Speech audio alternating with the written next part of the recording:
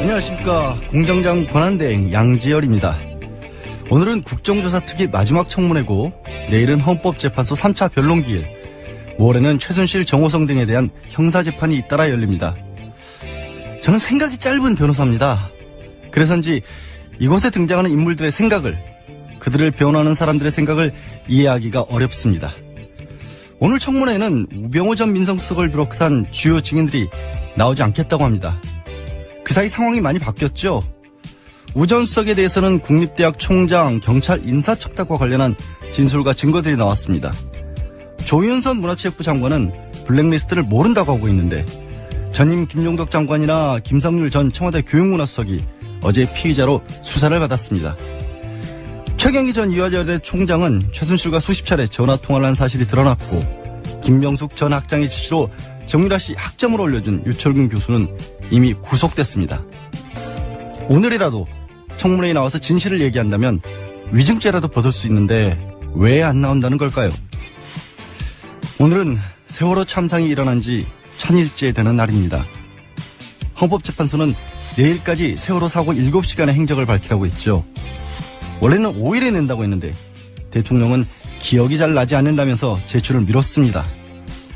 지난 변론기일에서 대리인단은 예수, 소크라테스처럼 억울한 죽음을 당한 분들을 거론했습니다. 하지만 억울한 죽음을 맞은 사람들은 대통령이 아니라 304명의 세월호 희생자들입니다. 헌법재판인 탄핵심판은 형사재판과 다릅니다. 형사재판에서는 대통령이 7시간 동안 무엇을 했는지 검찰이 밝힌 다음 불법이 있다면 처벌해달라고 해야 합니다. 검사가 입증을 하는 겁니다. 하지만 박 대통령은 탄핵심판을 받고 있습니다. 7시간을 명확하게 기억할 수도 없을 만큼 제대로 일을 한 것이 아니라면 그 자체로 국민의 생명과 신체를 보호해야 할 대통령의 임무를 저버렸다고 할 수 있습니다. 저보다 법조 경력이 훨씬 화려한 대리인단이 그걸 모르고 있는 건지 이해할 수가 없습니다. 악마 변호사의 짧은 생각, 양지열이었습니다. 자, 이 정도는 알아야 할 아침 뉴스, 이알류의 시사인 김은지입니다. 권한대행으로서 오늘부터 홍보수석을 맡아주시죠. 아유, 너무 과분한 자리를 주십니다. 아니, 전혀 아침부터 이렇게 매일 수고해 주시고 계신데 그 정도도 김어준 총수가 배를 안 해줬다는 것이 실망스러울 따름이네요. 자, 오늘 뉴스 전달해 주시죠. 예, 먼저 한겨레 단독 보도 전해드립니다. 이 김기춘 전 실장이요, 박 대통령에게 이 블랙리스트를 보고했다라는 제목의 뉴스인데요. 이 박영수 특검팀은 김기춘 전 실장이 이 문학의 블랙리스트 작성을 지시해서 만든 뒤에 이를 박 대통령에게 보고한 사실을 확인했다, 이렇게 보도했습니다. 또 김 전 실장은 박 대통령이나 정부를 비판하는 인사를 따로 관리한 이른바 적군 리스트도 만들어서 대통령에게 보고했다라는 건데요. 이 모든 일은 조윤선 장관이 청와대 정무수석으로 있을 때 이 정무수석실 주도로 만들어진 거랍니다. 예, 적군 리스트라는 게 공식적인 이름이에요? 예, 이 보도에 따르면 그렇습니다. 이 블랙리스트뿐만이 아니라 새로운 이름이 또 나온 거죠. 아니, 근데 적군 리스트라고 공식적으로 붙여놨으면 적군은 대한민국 내에서 적군은 내란죄를 범했을 때나 이게 적군이라는 이름을 붙일 수 있는 거잖아요. 사실 상식적으로. 예, 그렇죠. 내란죄는 생각해보면 수개는 사형이나 무기징역입니다. 단순 가담만 해도 5년 이하 징역입니다. 네. 이게 그 사람들이 그럼 그런 일을 저질렀다는 거예요? 이 정부 입장에서는 그렇다라는 의미로 보이는데요. 하지만 단순히 내란죄라기보다는 이 적군 리스트에 오른 사람들은 여당 성향이라고 하더라도 대통령에게 비판적인 사람들을 이름을 올렸다라고 하는 건데요. 대통령한테 싫은 소리 하는 사람들은 예. 적군이에요. 예, 그런 이름이 붙었더라고요. 적절한 어떤 표현이라고는 전혀 보이지 않는데 더군다나 군사적인 어떤 이름이 들어가 있는 거잖아요. 네. 적군이라는 상징 자체가 이 정권에서 도대체 어떤 생각을 하면서 사상을 받는지를 짐작하게 해줄 수 있는 그런 내용이네요. 예. 다음 뉴스. 네, 계속해서 블랙리스트 관련된 뉴스인데요. 이 블랙리스트와 관련해서 국정원도 개입됐을 거다라는 이야기 계속 전해드렸었는데 구체적인 정황이 어제 SBS를 통해서 보도가 된 겁니다. 네. 이 블랙리스트 작성 과정에 국정원도 동원됐다라는 건데요. 이 국정원이 문학의 인사들의 사상을 검증하고 이를 문체부에 통보한 이 구체적인 문건을 SBS가 확보했다라고 보도하고 있습니다. 이 지난해 1월과 2월 2달 동안 추가된 블랙리스트 명단을 보면요.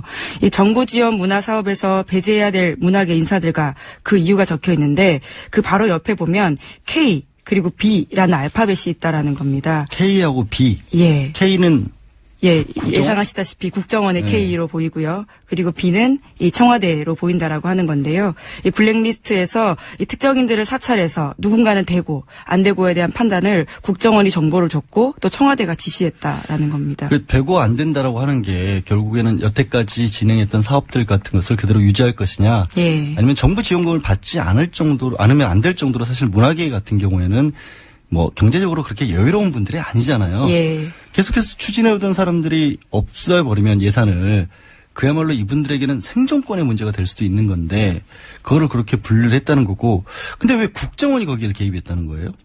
예, 그렇기 때문에 더욱 문제가 되는 건데요. 아니, 그러니까 국정원 지금 저 블랙리스트 같은 걸 만드는 방법을 보면 뭐 야당 인사들을 지지하는 서명을 냈다거나, 예. 아니면 세월호 사고처럼 정부 입장에서 조금 불편한 내용들에 대해서 지지하는 예. 그런 의사를 밝혔을 때인데 그것만으로 뭔가 부족했다. 그럼 국정원이 뭐라고 할까, 사상 검증을 하기 위해서 뭔가 추가적으로 사찰 같은 것을 했다라고밖에 볼 수 없는 거잖아요. 예, 그렇게 의심할 수밖에 없는 정황들입니다. 거기에 대해서 국정원이 애초에 뭐 민간인 사찰 같은 것들을 해와서 일종의 데이터베이스 같은 게 만들어져 있었던 건지, 아니면 이 사안을 두고 청와대나 뭐 문체부의 요청이 있어서 새롭게 만들었다든지 이런 부분은 아직 밝혀지지 않은 거죠. 예, 그 부분은 계속 좀 취재가 돼야 될 부분 같습니다. 그 부분이 만약에 밝혀진다고 한다면 국정원과 관련해서 새로운 게이트가 될 수도 있는 예. 그런 사안이 되겠네요. 예. 예. 다음 뉴스는 뭐죠? 예, 또 블랙리스트 관련된 뉴스인데요. 이 조윤선 장관은 계속해서 이 블랙리스트조차 모른다라고 말하고 있지 않습니까? 이제 그런데 조 장관이 블랙리스트에 관해서 이 입막음용으로 문체부 전현직 간부를 회유하면서 이 대가성 인사를 제한한 정황이 이 특검에 의해서 포착됐다라는 건데요. 이 구체적으로 좀 보시면 이 최근에 이 문체부 기획조정실장을 하다가 이 송수근 문체부 1차관으로 올라간 분이 있거든요. 이분이 이 블랙리스트 총괄로 알려져 있는데요. 이 지난해 12월 30일에 차관으로 승진할 때 이 조윤선 장관이 문체부 화합을 위해서는 송수근 등을 승진시키는 게 좋겠다라고 먼저 지시했다라는 겁니다. 이것은 유동훈 문체부 2차관의 이 특검에서의 진술인데요. 이 뿐만이 아니라 이 대통령이 참 나쁜 사람이다라고 지적한 이 노태강 국장 기억하실 텐데요. 이 노태강 전 국장에 대해서도 이 대한체육회 사무총장직을 제안했다라는 것이 이 조 장관의 지시라는 겁니다. 아니, 그러니까 뭔가 이 사람들이 조윤선 장관과 관련된 부분을 잘 알고 있기 때문에 결국에는 자신의 세력 내에 포함을 시키려 했다, 이런 얘기잖아요. 예, 회유한 거죠. 근데 조윤선 장관 같은 경우에는 11개월 동안 정무수석 있으면서 대통령 한 번도 못 봤다라고 할 정도로, 예, 독대한 적이 없다 이렇게. 그러니까 차라리 했었죠. 예. 무능한 것이 낫지 내가 불법을 저지른 적은 없다라는 식으로 하고 있고, 무엇보다 제가 알기로 조윤선 장관이 빠져나가려는, 이제 변호사로서 만약에 변론을 계획을 한다면 이런 건 가능할 것 같아요. 김기춘 전 실장이라든가 우병우 전 수석과 관련해서, 그러니까 일종의 최순실과 관련해서 영향력을 행사할 수 있는 그런 그룹이 있고, 조윤선 장관은 나는 사실은 그런 실제 권력들과는 조금 동떨어진 입장이었다. 그러니까 조 장관이 뭔가 강력한 권한을 행사했던 그런 것은 또 안 보인 것도 사실이잖아요. 그래서 끝까지 지난 청문회 때도 계속해서 모른다라고 예. 일관을 했었고, 근데 만약에 이 보도가 사실이라면 조 장관도 블랙리스트와 관련해서 뿐만이 아니라 실제로 이 정권에서의 실세 중에 하나였다라는 얘기가 될 수가 있는데, 그런 부분은 어떻게 생각하세요? 이게 가능한 얘기일까요? 굳이 이렇게 승진까지 시키려고 했다라는 정황들을 보면요, 본인도 분명히 관련된 정도가 적진 않다라고 보입니다. 그 승진을 시켜줄 수 있을 만큼의 능력도 있었다. 예. 대통령과의 관계에 있어서 그렇게 볼 수 있다는 거죠.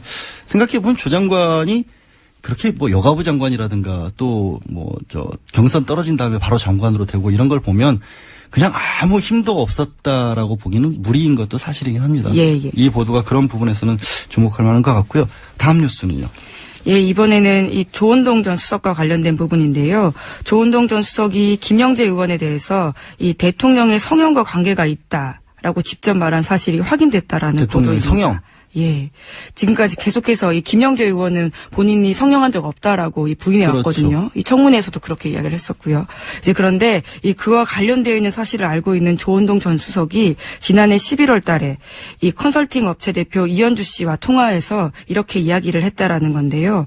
이 통화에서 조 전 수석은 이 대통령의 성령하고는 관계가 있었구나라면서 그렇지 않았다면 안 전 수석에게 내가 김영재 의원과 관련된 인수인계 꼭 해라 이런 얘기 하지 않았을 거다라는 말을 했다라는 겁니다. 그러니까 안 전 수석에게 넘겨주면서 예. 그런 얘기를 했다. 그러니까 이거는 꼭 챙겨야 한다라고 얘기를 했다는 거는 결국에는 그 언론에서 제기했던 의혹처럼 예. 조원동 전 수석이 이 김영재 원장의 중동 진출이라든가 해외 진출을 성사를 못 시키는 바람에 예. 그 자리에서 물러났다는 게 맞다라는 그런 간접적인 얘기가 되겠네요. 네, 조 전 수석은 또 이제 그와 관련해서 또 다른 이야기도 하고 있는데요. 그 김영재 원장 부인이 최순실 씨와 관계가 있으니까 바로바로 자기에 대한 상황이 직보되는 상황이었다. 이런 이야기를 하고 있습니다. 최순실에 대한 것도 알고 있었고. 근데 예. 이 내용이 나온 게 예. 지금 조 전 수석이 검찰의 수사를 받고 영장이 기각되면서 풀려난 다음에 다시 전화를 해서 나오는 거죠?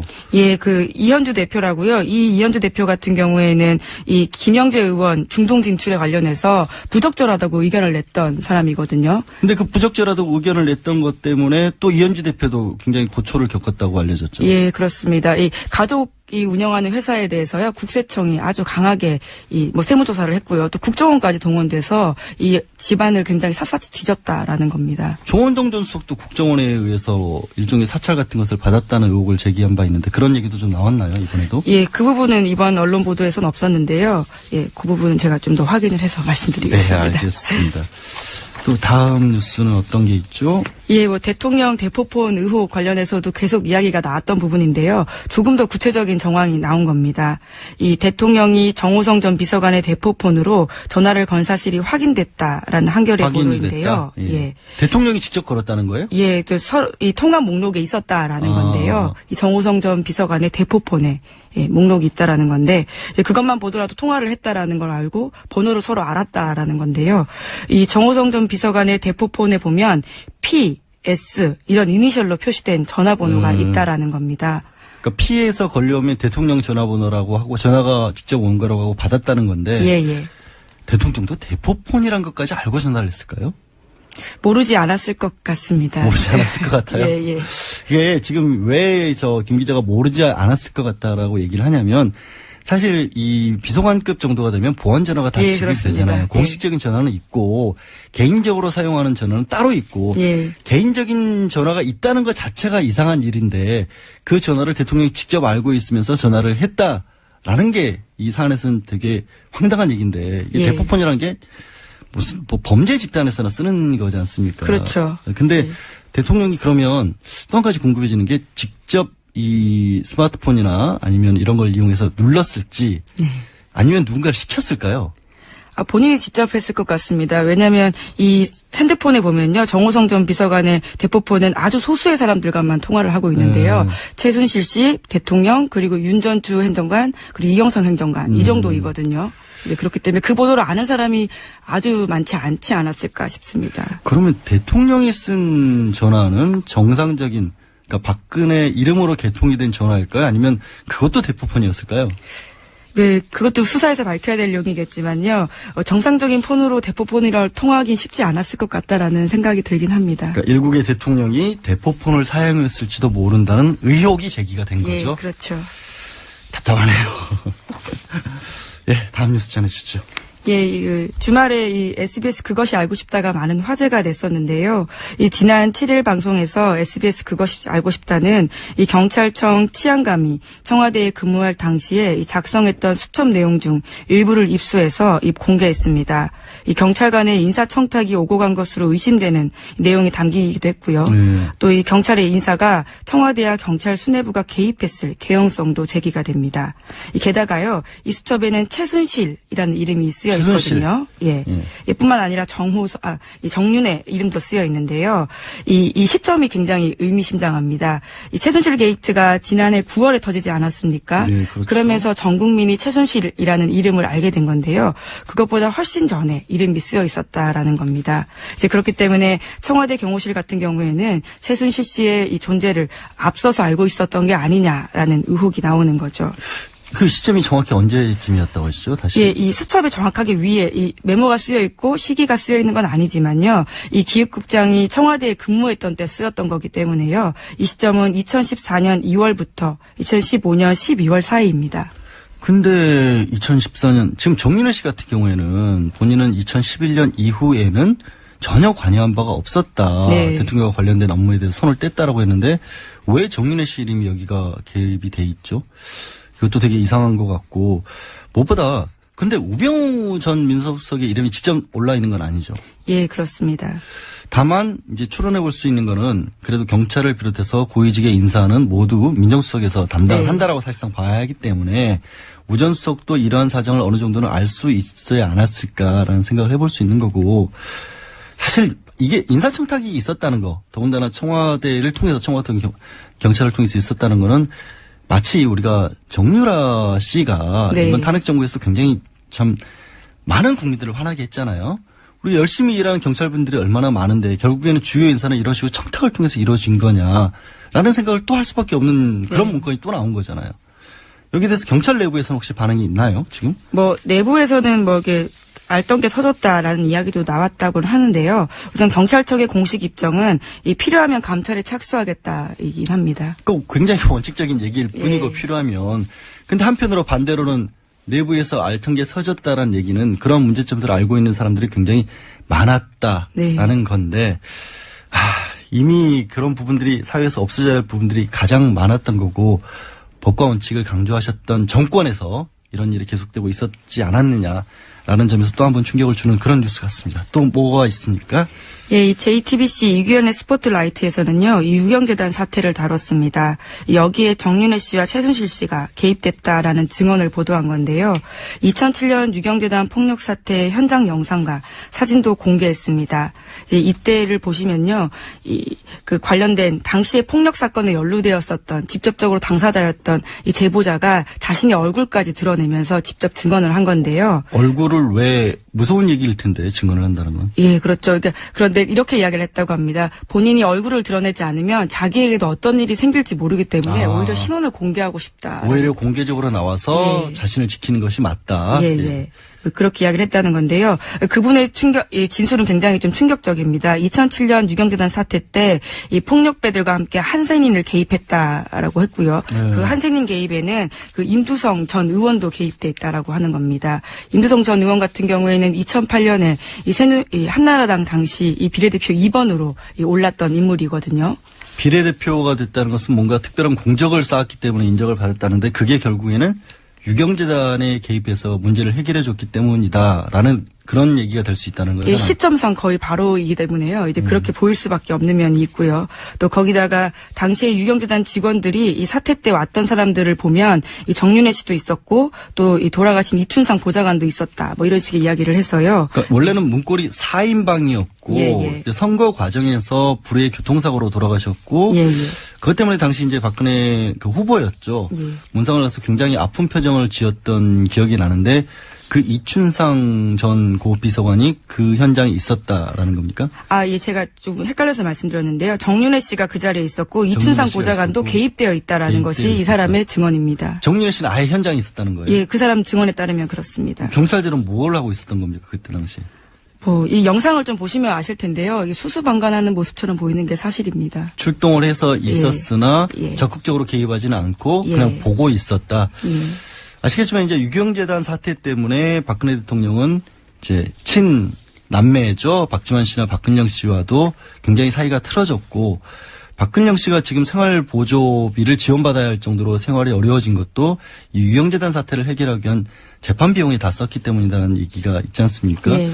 그 문제에도 여전히 정윤회 씨는 있었고 근데 다른 것보다 그렇게 유경재단이라고 하는 부분에 대해서 이제 특검에서도 거슬러서 보고 있는 이유 중에 하나가 결국에는 최순실 씨 일가와 박근혜 대통령이 경제적으로 사실은 한 몸이 아니냐. 네네. 그 돈들이 다 유경재단이라든가 영남재단, 영남대 이런 것과 관련된 것이 아니냐라는 건데 여기에 이미 그렇게 많이 개입돼 있었고 폭력 사태까지 있었다라는 거죠.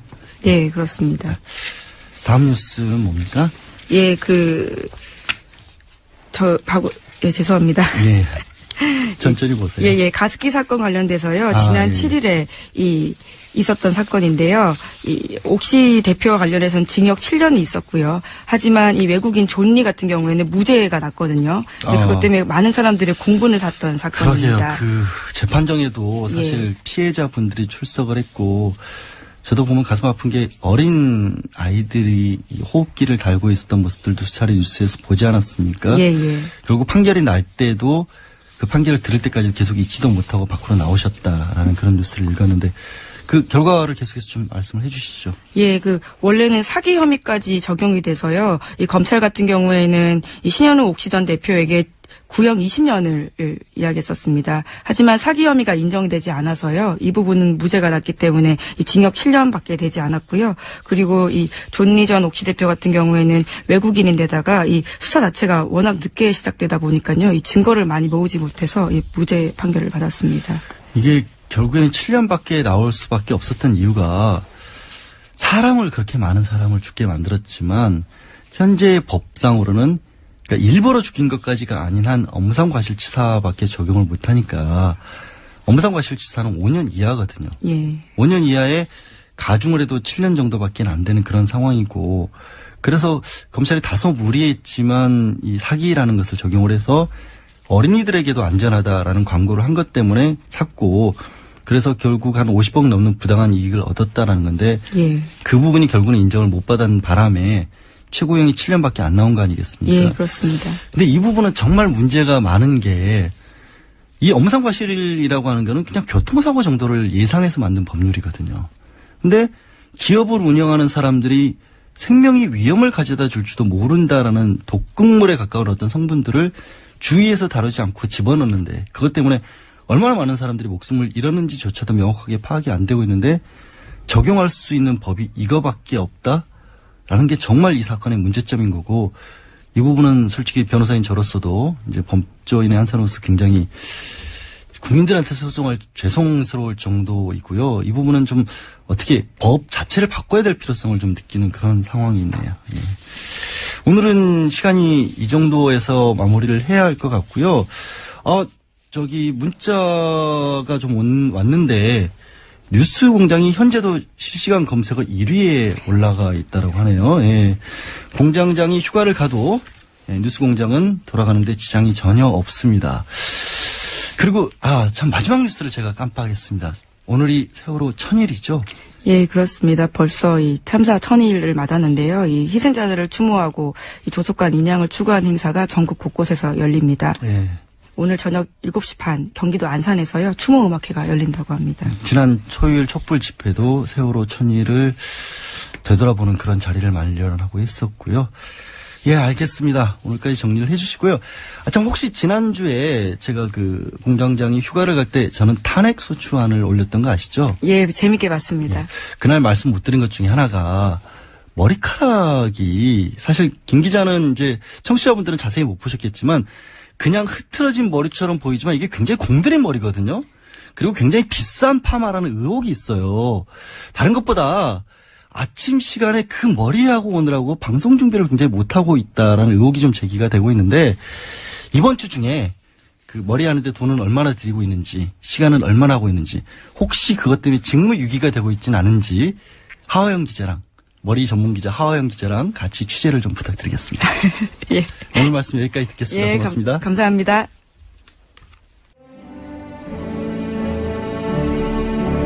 친애하는 국민 여러분, 많이 하십니까? MB입니다. 오늘은 매우 기쁜 날입니다. 기념비적인 날이다. 그런 저는 확신을 가지고 있는 겁니다. 뭐냐? 김어주의가 없습니다. 그 말이야. 눈에 가시 같고, 말 많고, 더럽고. 그 김어주의 진짜 싫은데 드디어 그 김어주의 없애붙습니다. 예. 이제 박수 치고 난리 나. 좀 자제하지. 예, 너무 좋아하면 안 됐다, 우리가. 사실 요즘 TBS가 문제가 많았습니다. 내 때는 이 정도는 아니었는데 너무 문제가 많아. 김호준이 쓰고 말이야. 가 누굽니까? 일생 MB 팔아먹고 살던 인간 아니야. 아무튼 우리 양지열이. 양지열이 마음에 듭니다. 응? 깨끗하지, 젠틀하지, 수염도 없고 말이야. 내를 닮았어, 내를. 너무 쏙 뺐다. 웃자든 놈. 여러분, 우리 양지열이 이쁘게 봐주시 바랍니다. 아, 양지열, 웰컴 양지열. 그래, 지열아, 코 닦아라, 코. 당황하지 마. 아직 좀 부족한 그런 거 있습니다. 정신 차려. 이거 잘해야 돼. 이거 딛고 있어야 돼. 젠! 화이팅! 네, 오늘 뉴스공장 첫 번째 인터뷰 제1공장 시간입니다. 오늘 최순실 게이트 국조특위 마지막 청문회가 있습니다. 그런데 주요 증인들이 출석하지 않을 거라고 합니다. 국조특위 마지막 청문회가 과연 유종의 미를 거둘 수 있을지. 국민의당 최순실 게이트 국조특위 간사입니다. 김경진 의원 연결돼 있습니다. 의원님 나와 계세요? 네, 안녕하십니까? 네, 안녕하세요. 스까 요정님. 네. 아니, 방금 전화 대기를 하고 있다가 배칠수 씨, MB 성대묘사를 들었는데, 어찌 웃기든지 이거 방송이라고 하는 거 아닌가 싶어가지고. 방송하는데 왜 갑자기 제 이름이 나왔는지 모르겠습니다, 저도. 네. 근데, 의원님. 예. 어찌했을까요?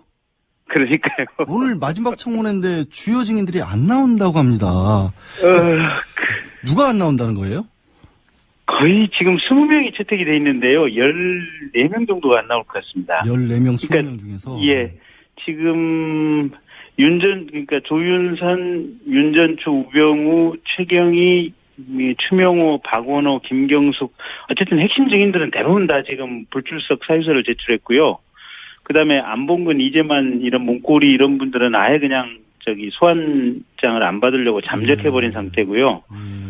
또 박재홍 국가대표 승마팀 감독 이런 사람은 해외에 체류하고 있다 이렇게 하고 있고, 결국은 지금 정성주, 정매주 씨, 그 다음에 삼성의 박상진 사장, 그 다음에 구속된 남궁건 학장, 이런 분들, 정동춘, 노승일 씨 이런 6명 정도가 지금 간신히 출석할 것으로 보이네요. 정동춘, 노승일 부장 같은 경우에는 그래도 굉장히 시원한 얘기들 좀 많이 해주었었고, 예. 이만 안종근 비서관이 헌법재판소에서 오라 그래도 안 나왔던 분들이니까 그렇다 치더라도, 네. 아까 저도 이제 브리핑 하기 전에 잠깐 얘기를 한 게, 지금 그 사이에 청문회 사이에 좀 많이 바뀐 상황들이 있지 않습니까? 특히 이화여대 최경희 총장이라든가 전 총장이라든가 김명수 예. 학장 같은 경우에는 지난 청문회에서 위증했던 게 거의 확실해 보이고, 네. 아시겠지만 이제 청문회에서 마지막까지 말을 바꾸게 될 경우에 위증죄라도 벗어날 수가 있지 않습니까?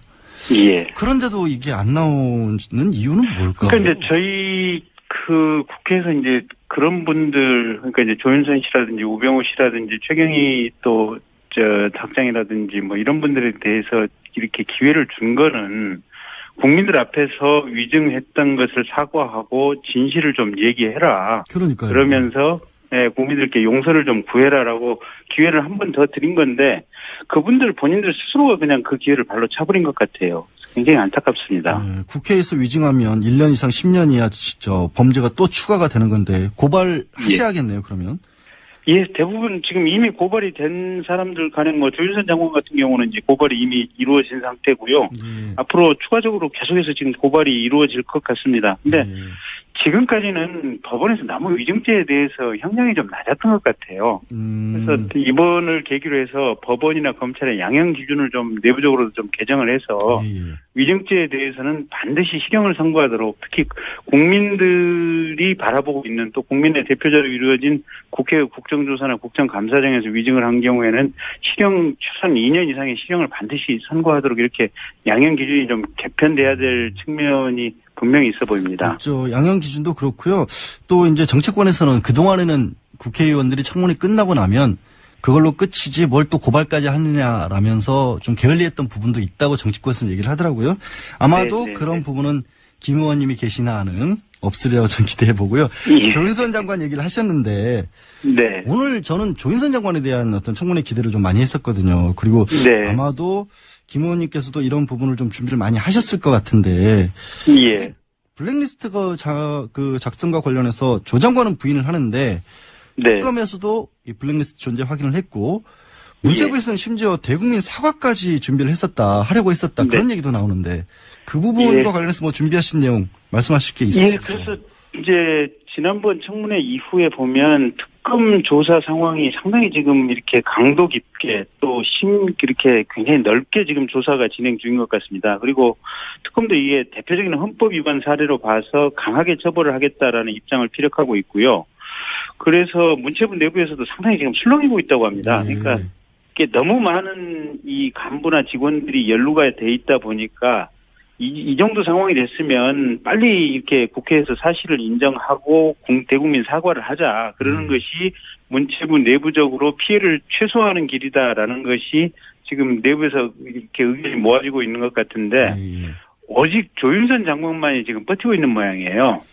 사실 그렇죠. 공무원들이 아시겠지만 공무원들이 자기가 다 모든 책임을 지기 위해서 상급자에게 보고도 안 하고 그런 것들을 만들었다라는 거는 상상하기도 어렵지 않습니까?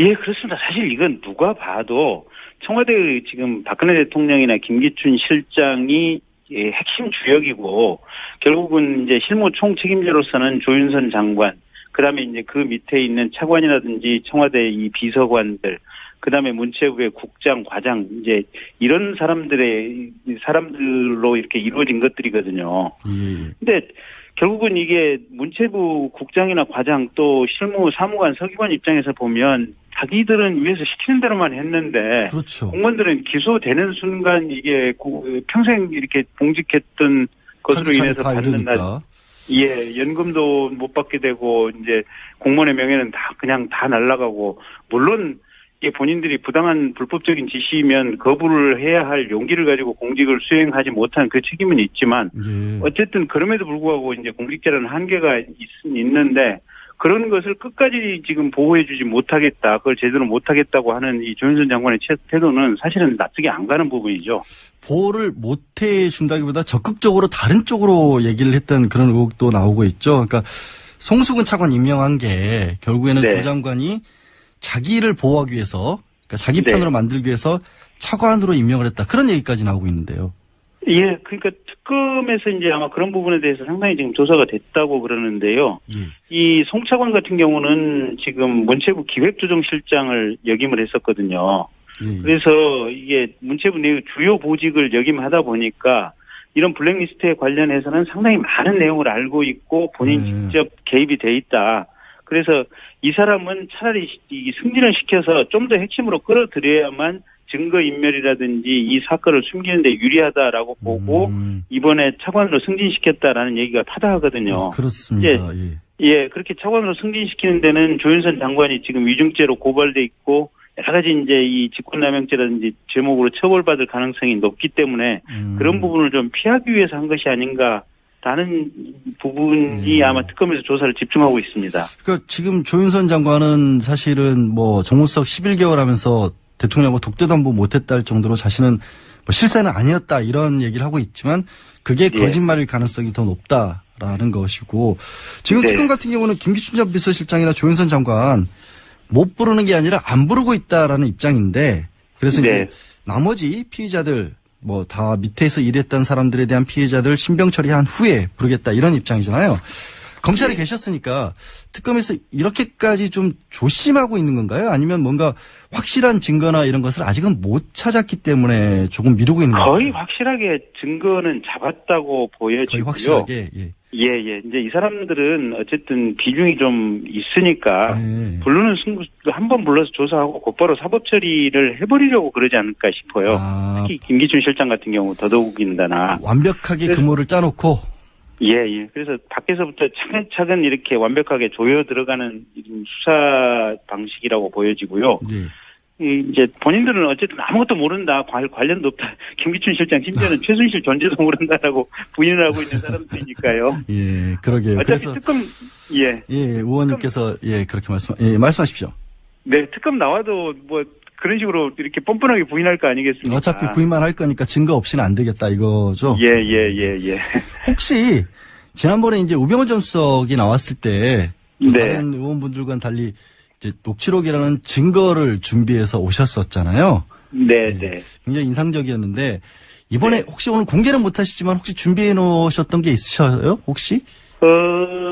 지금 우병우 수석 같은 경우는 기본적으로 이제 뭐 이것저것 물어볼 것이 많이 있기는 한데요. 예. 가장 핵심되는 부분은 이제 이런 것 같아요. 도대체 당신이 이게 공직자인데, 그러니까 대한민국의 공직기강을 총괄하는 민정수석이라고 하는 그 중요한 직책에 있었는데, 도대체 공직이란 무엇이라고 생각을 하느냐. 그리고 공직자는 과연 누구를 바라보고 공직을 수행해야 하느냐. 국민이냐 아니면 임명권자인 대통령을 바라보고 공직을 수행해야 하느냐. 그러니까 이게 이분은 그렇게 뭐랄까 뭐 그런 걸 기대하기 어려운 분이었겠죠. 그렇죠. 예, 그런 걸 기대하기 어려운 분이었겠죠. 기대하기 어려운 사람인데 그럼에도 불구하고 본인에게 뭔가 한번 물어보고 싶어요. 예, 도대체 당신은 무슨 생각으로 그 검찰의 고위직을 그렇게 했으며 대한민국의 그 높은 직위에 올라가서 무슨 생각으로 그렇게 일을 했느냐. 그러게요. 또 한 번 당신이 지향하는 지향점은 무엇이었느냐. 또 한 번 식사하셨습니까? 라고 한번 물어보셨어야 되는데. 네. 오늘 나오는 증인들에 대한 얘기도 좀 여쭤볼게요. 네. 오늘 그 청문회에 정성주 정매주 자매, 그 미용 머리 담당하고 메이크업 담당이었던 자매가 출석을 하지 않습니까? 네. 마침 오늘이 이제 세월호 사고 1000일째 되는 날인데. 네. 이 두 사람이 아무래도 대통령의 세월호 7시간 행적과 관련해서는 좀 뭘 알고 있지 않을까라고 지금 그 기대가 되는 그런 상황 아닐까요? 네. 그 사람들에 대해서 뭔가 좀 물어볼 게 있으시겠죠? 상당히 물어볼 부분이 좀 많은 것 같아요. 예. 이게 지금 지난번에 그 일부 방송 인터뷰를 보면 예. 지금 아침에 한번 세월호 당일날 아침에 들어가서 대통령의 머리를 만지고 나왔다는 거거든요. 예. 근데 이제 그 부분에 대해서는 청와대에서는 이제 명백히 얘기를 안 하고 윤전추 씨는 지금 헌법재판소에 나와서 아침에는 보지 못했다고 하는데 오후에만 들어왔다고 했죠? 예, 오후에만 들어왔다고 그러고 오후에 이제 출입 시간을 청와대에서 이제 3시 22분에 들어와서 4시 한 70분쯤 후에 나갔다고 이렇게 출입 시간까지 이제 청와대에서 지금 공개를 하고 있는 상황인데 예. 그 SBS 인터뷰 내용을 보면 정성주 씨가 분명히 아침에 들어갔다고 자기 입으로 아주 명백하게 얘기를 하고 있거든요, 보면. 그리고 세월호 당일이니까 당연히 기억을 하는 게 맞겠죠. 또. 예. 그리고 두 번째는 그 오후에 들어가서는 일부러 지금 머리 모양을 지금 연출하고 나왔다 그러거든요. 흐트러진 머리. 예. 그래서 과연 그 내용과 관련해서 분명하게 확인을 좀 해봐야 될 것 같고요. 예. 그 인터뷰 내용 아마 틀림없이 그 부분이 어떤 사회적인 쟁점이 되기 전에 부지불식간에 방송 인터뷰를 한 것이기 때문에 그 인터뷰 내용이 100% 맞을 거라고 저는 확신을 합니다. 그러니까 공식적인 조사를 하기 전에 그 의미가 어떤 것인지도 자신은 모르는 상태에서 언론과 인터뷰를 했고 다 털어놓고 나니까 이게 큰일 났구나 싶어서 공식적인 자리에서는 그걸 다 부인을 했다. 그리고 윤전추 전 행정관도 그 부분을 뒷받침하기 위해서 헌재에 와서는 일종의 위증을 한 거다. 그렇게 보신다는 거죠, 지금? 예, 그렇습니다. 그래서 청와대에서 오후에만 들어온 것으로 지금 자기적으로 지금 상황을 몰아가려고 하는 것 같은데 도대체 그러면 청와대에서 그렇게 몰아갈 이유가 무엇인가? 사실 오후에만 들어왔다는 것도 오후에 들어왔다고 할지라도 뭐 20분 머리를 했다고 하지만 그 위급한 상황에서 20분 했다는 것도 이해하기가 어려운데 굳이 아침에 만약에 들어왔다면 그것까지 막아야 할 이유가 저도 잘 이해가 안 가거든요. 그렇죠. 그다음에 또 한 가지가 지금 일부 이렇게 언론에서 분석한 내용을 보고 있으면 그 당일날 오후 사진, 저녁 사진을 보면 분명히 성형시술, 이 필라 시술의 흔적이 대통령 얼굴 사진에 이렇게 영상에 분명히 박혀 있거든요. 여러 번 언론에서 의혹을 제기를 했었고요. 예. 그러면 이 머리를 만지는 분하고 그다음에 이제 얼굴 화장을 해주시는 두 자매분이니까 사실은 대통령의 얼굴이나 머리에 대해서는 그 신체를 아주 가깝게 접근할 수 있는 사람들입니다. 그러게요. 이 사람들이. 예. 그래서 매일매일 들어가서 머리와 얼굴 분장을 해주시는 분들이기 때문에 하루하루 그 차이를 분명히 알 수밖에 없는 사람들이거든요. 만약에 뭐 시술을 했다라고 한다면 분명히 그거를 그 사람은 최소한 메이크업을 해주는 분은 최소한 알 수밖에 없는 그런 상황인 거죠. 예, 그렇습니다. 주사 이런 자국 같은 게 만약에 있다면 가려달라고도 요청을 했을 그런 상황이잖아요. 예. 이게 근데 언론의 사진 분석들을 다 해놓은 걸 보면 분명히 뭔가 시술을 한 것 같은 흔적들이 나오는데 거기에 관해서 대통령이 혹시 이 부분을 안 보이게 해달라 이런 요청도 했을 수 있을 거 아닙니까? 예, 그렇습니다. 그래서 그 부분에 대해서 객관적인 상황을 좀 물어봐야겠어요. 근데 다만 걱정되는 것은 이 정성주 씨, 정매주 씨 같은 경우도 최순실을 통해서 이 박근혜 대통령과 오랜 시간 인연을 맺어왔던 사람들이거든요. 예. 그래서 이분들도 과연 얼마만큼 청문회장에 나와서 사실을 얘기해 줄까라는 걱정이 하나 있고, 또 정성주 씨 같은 경우는 본인 남편이 새누리당 국회의원 후보로 이번에 예비 후보 등록을 하고 출마를 하려고 했었던 분입니다. 그렇죠. 예. 그래서 그만큼 가까우니까 제대로 얘기를 안 하실 거라고 생각을 하지만 그걸 또 네. 다그쳐 주시는 게 의원님 몫이잖아요. 예, 그렇게. 어쨌든 그런 부분은 어떤 객관적인 상황을 가지고 국민들이 가질 수 있는 합리적인 의문을 정성주 씨, 정매주 씨를 상대로 해서 좀 물어보려고 합니다. 네. 다시 다른 얘기 좀 여쭤볼게요. 원래 박근혜 대통령에 대해서 헌법재판소가 세월호 7시간에 대해서 계속 얘기를 하고 있습니다만은, 자료를 소명을 해라고 했고, 네. 5일까지 낸다고 했다가 내일 10일 3차 변론기일에서 내겠다. 이렇게 지금 계속 번복을 하고 미루고 있는데, 네. 왜 그거를 정말로 일을 많이 하셔서 기억이 안 나는 걸까요? 왜 그러는 걸까요? 간단하죠. 예, 숨기고 싶은 게 부분이 있다? 예. 분명히 있으니까 여태까지 얘기를 못 하는 거죠. 그게 아니라면, 숨기고 싶은 부분이 없다면, 사실은 무능의 극치를 달리거나 아니면 아이들이 죽어가는 상황을 보고도 아무 느낌이 없었던, 정말로 정신적인 이상이 있는 상태에서 직무를 봤다. 뭐 둘 중에 하나밖에 없는 거죠. 그 숨기고 싶다라는 게 뭔지는 모르겠습니다만 저도 이 결재를 많이 해서 기억이 안 난다는 부분은 참 이상한 게, 아시겠지만 이제 대통령이 어떤 공식적인 문서에 결재를 하는 건 예. 전자결재를 하는 게 원칙이지 않습니까? 네. 만약에 진짜 결재를 많이 하셨다면 몇 개라도 전자결재를 하셨을 것이고, 네. 그러면 그 자료는 그냥 뽑아서 내면 될 것인데, 네. 혹시 전자결재 시스템에 관해서도 한번 좀 물어봐 주실 수 있을지 모르겠네요. 네, 한번 물어보겠습니다. 그런데 예. 전반적으로 보면 대통령이 그날은 지금 지난번에 정호성 씨 구치소 청문회를 했을 때 예. 대통령이 유달리 피로가 많아서 그날은 일부러 아무 일정도 안 잡고 지금 일부러 쉬게 해드리려고 공식 일정을 하나도 안 잡았다고 지금 그렇게 얘기를 했거든요. 그렇죠. 2시 이전까지에 대해서는 말할 수 없다라고 그랬죠. 정성훈 전 비서관이. 예. 그래서 사실은 대통령이 아무것도 안 하고 있었거나 아니면 우리가 여태까지 여러 가지 의혹을 제기했던 성형시술이라든지 이런 엉뚱한 일과 관련됐을 부분이 제일 높다고 봅니다. 지금 성형 얘기를 하셨는데, 예. 언론에 새롭게 나온 얘기 중에 조원동 전 수석이 네. 이른바 김영재 원장을 해외에 진출시키기 위해서 컨설팅 업체 대표를 만나서 부탁을 했었잖아요. 네. 근데 이현주 씨. 이현주 씨하고 통화하는 과정에서 이 김영재 원장이 대통령 성형하고 관계가 있었다. 예. 그런 얘기를 하면서 또 그렇기 때문에 그 부분을 내가 이게 성공을 못 시키는 바람에 자리에서 물러났다라는 취지로 안정범 전 수석한테는 반드시 꼭 김영재 의원 거는 챙겨라.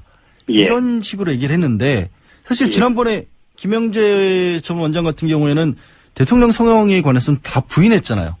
예. 그러면 이것도 이 청문회 위증이 되는 게 아닌가요? 혹시라도 만약에 성형 관련이 있다면?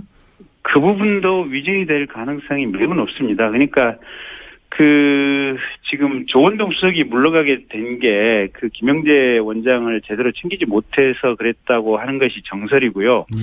심지어는 지난번에 청문회 때 보건산업연구원장 같은 경우도 이해운 의원 질문에 대해서 김영재 씨 해외 이렇게 진출을 제대로 돕지 못해서 결국 그 보복으로 그 직에서 조기에 해제됐다라고 청문회장에 나와서 질문을 하지 않았습니까? 예. 그래서 당시에 청와대 내부에서도 김영재 원장 사업을 제대로 챙기지 못하면 가차없이 날아간다라는 것이 뒤늦게 이제 이 조원동 수석이 이렇게 교체되는 것을 보고 청와대 내부에서도 모두가 인지하게 돼서 전부 이 김영재를 챙기기 위해서 서로 충성 경쟁이 벌어졌다 이런 얘기가 있거든요. 그러니까 성형외과 원장 한 사람 못 챙겨서 청와대에서 다 모든 사람이 날아간다. 네. 근데 그 말씀이 이게 맞을 것 같은 게 가능성이 충분히 있어 보이는 게 이게 김영재 원장에 관해서 최순실의 금고에서 김영재 원장 관련한 서류들이 다 발견이 됐다라는 또 보도도 있었어요. 네, 네. 그럼 김영재 원장에 대해서는 이게 청문회를 넘어서서 별도의 또 수사도 해야 되는 거 아니겠습니까? 고강도로? 특검에서 이미 지금 수사가 진행 중인 것으로 알고 있고요. 예, 예.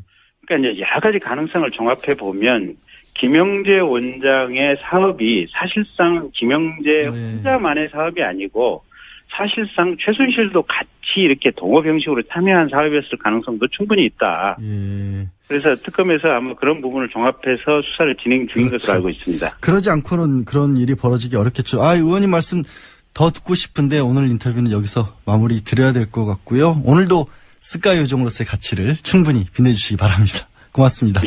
예, 고맙습니다. 네. 뉴스공장 두 번째 인터뷰 제2공장 시간입니다. 송영길 의원을 비롯한 민주당 의원들이 중국을 방문했죠. 중국 공산당 고위 관계자들을 만나 사드 배치 논란 이후 한중 관계를 논의한 것과 관련해서 보수계에서는 반발이 나오고 있습니다. 민주당 송영길 의원 연결돼 있습니다. 의원님 나와 계세요? 네, 안녕하세요. 예, 안녕하십니까? 네. 예, 지금 의원님들 보시기에 현재 한중 관계가 얼마나 심각하고 악화된 것이라고 보셨길래 중국을 직접 방문하셨을까요? 중국과 직간접적으로 사업을 하고 있는 많은 분들, 또 문화적인 교류 사업, 또 지방자치단체 교류 등이 전반적으로 다 위축되고 축소되고 아예 중국 관리들이 만나려고 하지도 않고 또 통관 절차가 늦어지고 그래서 죽겠다고 아우성입니다, 실제. 예. 우리나라 정부가 얼마나 이런 중국과 사업하시는 분들의 이런 민원을 듣고 있는지 모르겠습니다만 저는 인천시장을 기억했기 때문에 그게 많은 기업인들이 저에게 하소연을 해오고 있습니다. 한류 산업 드라마 같은 것들이 출연 정지됐다 이런 얘기도 많이 보도가 됐었는데 그런 얘기 혹시 직접 들어보신 적도 있으세요? 네, 그렇습니다. 당장 SBS 신사임당 같은 경우도 다 됐는데 지금 통과가 안 돼서 지금 방영도 안 되고 있고 모든 합작 영화라든지 드라마 이런 것들이 다 지금 중단되어 있는 상태입니다. 네, 그런 부분 직접 들어보셨다는 건데 네, 중국 왕이 외교부장 있죠. 그분 직접 만나서 면담했다라고 그렇게 들었는데 어떤 얘기 혹시 나누셨습니까? 저희들은 이제 여러 가지 사드 배치로 인해서 발생한 이런 경제적인 악화, 교류, 그다음에 삼성, LG 배터리 보조금 지급 배제 결정을 비롯해서 여러 가지 지금 중국이 하는 사업의 어려움들, 경제 제재 이것에 대한 좀 풀어달라 이런 요청을 했고요. 예. 그쪽 입장에서 사드 문제에 대한 우려를 이야기하고 상호간에 이런 의견을 나눴습니다. 사실 공식 외교단은 아닌데 왕이 부장이 그런 얘기들을 얼마나 적극적으로 했을까 좀 궁금한데 많이 이렇게 권한이 있으신 건 아니잖아요. 공식적으로. 공식이라는 게 우리가 무슨 공산주의 사회도 아닌데 공식 권한이라는 게 뭡니까? 정부가 하는 것만 공식이고 국회의원은 무슨 우리가 사인입니까? 우리도 헌법기관이고 국회의원으로서 외교 활동을 하는 거죠. 네, 사실 의원 외교 그런 사고 자체도 잘못된 사고입니다. 정부가 하는 게 공식이고 국회의원이 무슨 그럼 개인적으로 한 겁니까? 예, 우리도 다 헌법기관이고 국회에서 가는 거고 국회의원 외교가 필요한 시점이라고 판단됐기 때문에 가는 것이죠. 의원 외교라고 하는 게 사실은 공식적으로도 인정이 되고 있었는데 제가 질문을 좀 잘못 드렸군요. 죄송합니다. 네. 혹시 어떻게 보면은 이런 얘기도 하죠. 사드 보복에 관해서 항의를 하고자 하는 차원도 있었던 건데 아까 말씀하셨지 않습니까? 이제 지금 한중 관계도 심각해졌고 드라마도 좀 막가져 있고 한류 사업도 크게 지장을 초래하고 있다. 그런데 보수 언론에서는 이런 얘기를 합니다. 가서 혹시 훈계만 듣고 온 거 아니냐. 이게 성과가 없었던 게 아니냐 이런 얘기를 하는 그런 의견들도 있는데 반박을 하신다면 어떤 얘기를 하실 수 있을까요? 서로 간에 이야기를 하는 거지 한쪽 이야기만 듣는 것은 아니지 않겠습니까? 중국의 입장을 훈계란 표현은 스스로 자학적인 시각이라고 보여지고 왕이 외교부장이 중국 정부의 공식적 입장을 한번 제대로 들어보는 계기가 된 것은 의미가 있잖아요. 여기 중국 특파원들도 올해 들어와서 첫 외교 일정으로 중국의 외교부 장관을 만나 공식적 입장을 들은 것 자체가 커다란 성과다 이렇게 말한 것처럼 상대방을 뭘 알아야 해결책을 만들 수 있는 거 아니겠어요? 의미가 있다고 보여지고 중국과 만나면 항상 무슨 4대 외교 말하는 이런 보수적인 분들은 왜 이렇게 일본에 가서 저렇게 아베한테 말도 안 되는 위안부 구력 협상을 해가지고 와서 손해상 철거 문제로 논란을 벌이고 미국에서는 아예 말도 안 했는데 알아서 방위비 올려주겠다. 예. 무역 흑자 이런 거 줄여주겠다. 이렇게 말하는 것 자체는 정말 낯뜨거울 정도의 4대 외교 아닙니까? 그게 오히려 미국과 일본이 말하면 꼼짝도 못하는 자들이 중국이 우리나라의 제1 무역 파트너인데 이거 지금 국민들이 죽겠다고 아우성이어서 경제가 어렵고 김영란법도 통과돼서 너무나 지금 경기도 어려운데 예. 중국 관광객도 잘 안 오고 사업상의 문제가 있어 그거를 해결하고자 가는 의원 활동을 격려를 해줘야지. 얼마나 지금 박수를 보내는데요. 이 중국과 사업하는 사람들은 예. 정말 죽겠다가 아우성인데 제대로 정부는 들어주지도 않고 그거를 풀려고 하는 것 자체가 의미가 있다고 보여지고요. 예. 그쪽에서도 여러 가지 이야기를 하면서 저는 어떤 절충의 가능성을 발견하고 왔다고 생각합니다. 그 여러 가지 얘기라고 하시는데 왕이 부장이 또 정확히 어떤 얘기를 좀 했습니까? 의원님한테는? 사드의 지금 폐지냐 마냐라는 어떤 오로와 나싱의 그런 개념이 아니라 이 한중 관계가 올해 25주년을 맞이했는데 이걸로 우리가 상처를 받아서는 안 된다. 뭔가 지혜를 모아서 풀어보자. 이것을 가속화시켜서 이렇게 할 게 아니라 이 시간을 두고 뭔가 그걸 찾아볼 수 있는 가능성을 확인했습니다. 예. 근데 이제 사드 문제가 이렇게 된 것까지 보면 네. 중국이 좀 북한과 관련해서 적극적인 역할을 안 해줘서 이런 거 아니냐라는 또 그런 반론도 있거든요. 혹시 그런 부분에 대해서 말씀하신 게 있나요? 그런 문제에 대해서도 당연히 이제 반론을 제기했고 저도 왕이 부장한테 직접 북한의 추가적인 6차 핵실험 문제와 ICBM 개발 같은 거에 대한 대환 방안을 이렇게 물었습니다. 왕이 부장 이야기도 자기들은 유엔 결의안 2262.3.2일 등을 다 지금 성실하게 이행하고 있고 그걸 지켜나가고 있다. 관주하고 있다라는 것을 이야기하고 이 한중 간의 그러한 협력의 중요성을 강조를 했습니다. 제가 보더라도 북한이 중국이 말한다고 그냥 듣는 나라가 아니잖아요. 예. 북한이라는 나라가 지금 미국 말도 안 듣고 중국 말도 안 듣고 어떻게 보면 아주 독특한 나라 아닙니까? 완전히 자기 어떤 주체 사상이라는 것을 강조하면서 완전히 소련과 중국과의 갈등 관계 속에서도 자기들만의 어떤 강대국으로 요리하는 외교를 해본 경험이 있는 나라이기 때문에 쉽지가 않아요. 정말 중국 입장에서도 어떤 중국 이렇게 하소연을 하더라고요. 북한이 자기 등에 칼을 꽂았다고 이야기한다는 거예요. 북한 외교관을 만날 수가 없답니다. 만나자 그래도 중국 쪽에서. 만나주지를 않는데 북한 애들이. 그렇게 자기들은 북한으로부터 서운한 소리를 들으면서도 유엔 제재 결의에 참여해서 뭔가 북핵 공조를 하고 있는데 한국이 또 등에 칼을 찌르는 사드 배치를 이렇게 하면 자기들은 어떻게 할 것이냐 이런 하소연을 하는 거죠. 근데 중국도 보면은 네. 중국이라는 나라가 정말 실리 추구를 많이 하는 나라이고 네. 특히 이제 북한과의 관계에 있어서는 조금 더 감싸고 둔다고 해야 될까요? 그랬던 어떤 역사적인 그런 근거도 있잖아요. 그래서 중국이 아무래도 북한 편에 지금까지도 더 가깝지 이게 우리 얘기를 들어줄 것이냐 이런 반론들도 많이 하지 않습니까? 글쎄, 그건 이제 거기 가서 중국에서 살아보신 분들은 느끼겠지만 지금 중국과 북한의 관계는 최악의 관계입니다. 최악의 관계다. 그러니까 북은 중국을 배신자로 생각하는 거고 아예 푸틴만 먼저 이야기하고 시진핑은 뒤로 밀어버릴 정도로 관계가 아주 악화되어 있는 것이죠. 그러니까 이제 중국은 이렇게 북한과의 관계 악화를 감수하고도 한국과의 협력에서 북핵 문제에 협력을 하고 있는데 왜 우리 이야기를 잘 안 들어주느냐. 대한민국의 국가안보 위협에 대해서 충분히 존중한다. 그런데 자기들은 사드 배치가 대한민국은 북핵 방어용이라고 그러지만 중국을 겨냥한 것으로 자기들은 이해를 하고 있는데 이에 대한 우려를 너무 무시하고 존중받지 못하고 있다 이런 평가를 받는 거죠. 그것도 그 주장이 뭐냐면 황교안 총리께서 6월 30일 날 북경을 방문해서 시진핑을 만났는데 그 자리에서도 시진핑이 강력히 사드 문제 이야기를 했단 말이에요. 근데 돌아와서 7월 4일 날 작년 7월 4일 날 국회 대정부 질문에서 한민구 장관이 나와서 김종대 의원 질의에 전혀 논의된 바 없다 해놓고서 바로 4일 뒤인 7월 8일 날 일방적으로 사드 배치 결정을 발표를 했어요. 그러니까 우리 국회의원들도 황당했고 중국 입장에서는 더 그러지 않았겠어요. 근데 예. 지금 이제 가장 송 의원님하고 대척점에 있으신 분이 이제 바른정당으로 이름을 바꾸셨죠. 바른정당 유승민 의원 아니겠습니까? 이번 방중에 대해서는 굉장히 목소리를 높였죠. 매국행위였다라고까지 비판을 하셨는데 어떻게 받아들이세요?